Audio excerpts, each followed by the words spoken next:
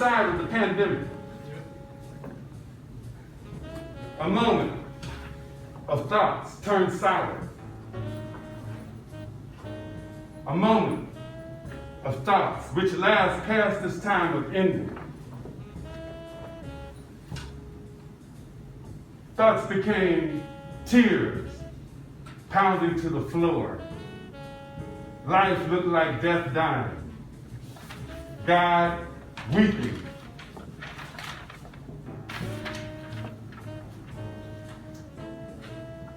For reasons beyond belief.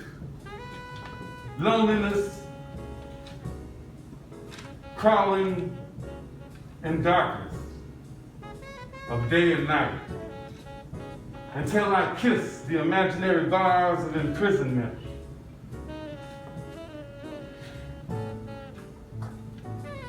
And another day of isolation. God, cry tears, pray prayers,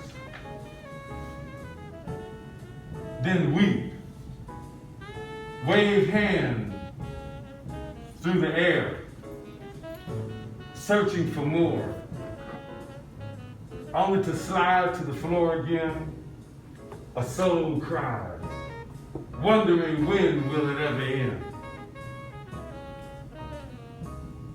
Another soul cried, God.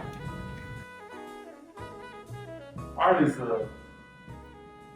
it's like this creative things are cultural things. And cultural things are creative things. And creative things and cultural things are spiritual things. I took away a lesson from him yesterday that you have to find something. You have to find something that still speaks to you. And I'm not nearly as creative as Charles is by any means, but I found great work. I found purpose in being a social worker and in working with young people.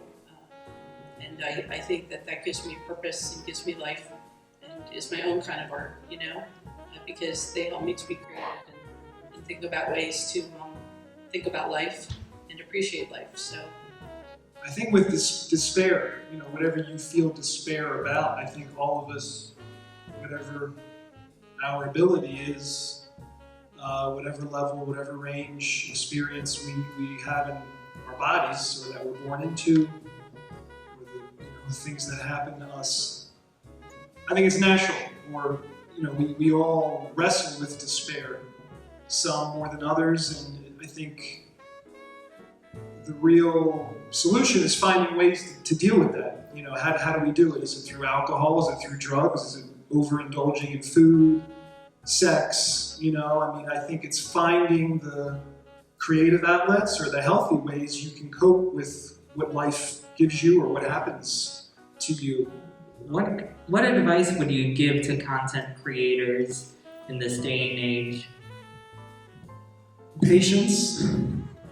I think one of the main things to try to steer away from superficial addictions, it's almost like with social media, everybody's already making documentaries about their life constantly, and I think if you can find a way to channel that kind of energy or that creative drive into a project, even if you're not a quote-unquote filmmaker per se, but you have an idea for something, you have a family member, you want to document their history or some kind of archival project, someone you admire, you want to interview, really try to check in with yourself, in terms of your own creative, passions and the things that you care about. Try to synthesize that into something.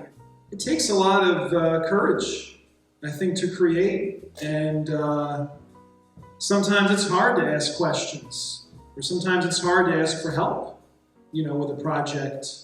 So I would say reach out, to creative people that you know personally, or people that you admire. If you can, have a conversation with them, a teacher, a professor, accept feedback, be open to constructive criticism. I think that's really healthy, especially if you respect someone to be really brutally honest with you and just kind of hit you with some hardcore advice or, really constructive ideas. I could add, I think for me to make documentaries, I've been making documentaries since 2004, and I feel like it is my way to give back, and I really enjoy listening to people. Maybe in a past life I was a therapist. I could just kind of listen to people talk all night. I really enjoy just hearing somebody's story and asking them all kinds of questions, helping them work through things. And for me, it is a way to give back, make the world a little bit of a better place while I'm here, to serve others in that way. I also work in special education, and it makes me feel good to preserve and share people's stories with the world. So I appreciate everybody being here and encouraging us. It'll help us keep going. I'm gonna tell you truthfully, I've enjoyed it all, and the people I've met here, and it's not just like I've touched your life, but I'm saying I really appreciate that you all have touched my life also, and I've really enjoyed being here. And it's, anyway, but I really appreciate you all. Thank you so much. For coming here, but the friendliness I've experienced, and it's not a big city, but it's a small town friendliness, and I really appreciate you all, how you've welcomed us here. So thank you so much. Thank you, Thomas.